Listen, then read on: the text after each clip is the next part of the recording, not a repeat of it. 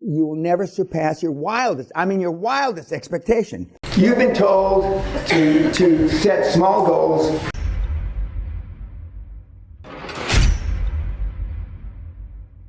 There's a guy out there that's still talking about his $1.7 million he made 35 years ago. Some of you has been to his seminar. Well, $1.75 million 35 years ago. Today it's about, maybe it's $2 or $3 million. But you will never surpass your wildest expectation. You will never surpass. And when we do goals tomorrow, you will never surpass your wildest expectation. Now, remember when Cassius Clay, before he became Muhammad Ali, I'm the greatest, right? He was telling everybody.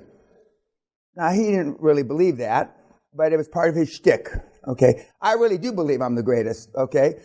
And he went around flapping his mouth, and there's been 4 or 5 athletes in the last 30, 40 years that have talked like that. It's worth about $150 billion, the founder of Amazon.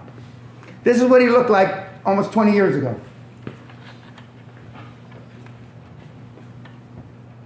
20 years ago, they laughed at him.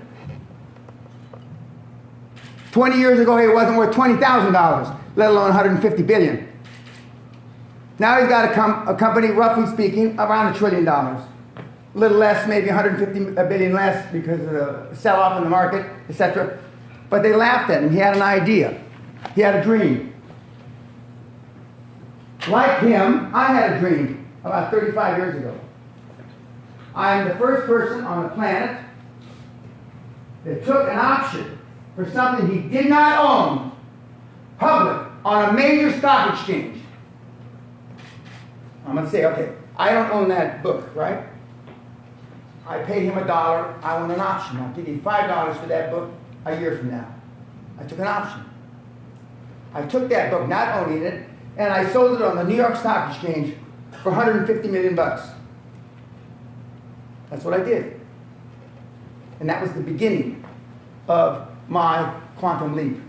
You've been told to set small goals so then when you fail, you're not as disappointed. You have been told that to set a time limit by the time I'm 30, by the time I'm 40, by the time I'm 50. I was taught to do things as soon as humanly possible. As soon as humanly possible. And when I dreamt this, and I decided that I wanted to live in a castle on an island, it's not the kind of island I thought about, Great Britain. I thought about an island off the coast of Britain, but it was pretty far-fetched. But then when I turned all my efforts, all my obsession, everything that I had in my body to gaining wealth, I gained wealth. It's only I became a coach after the fact.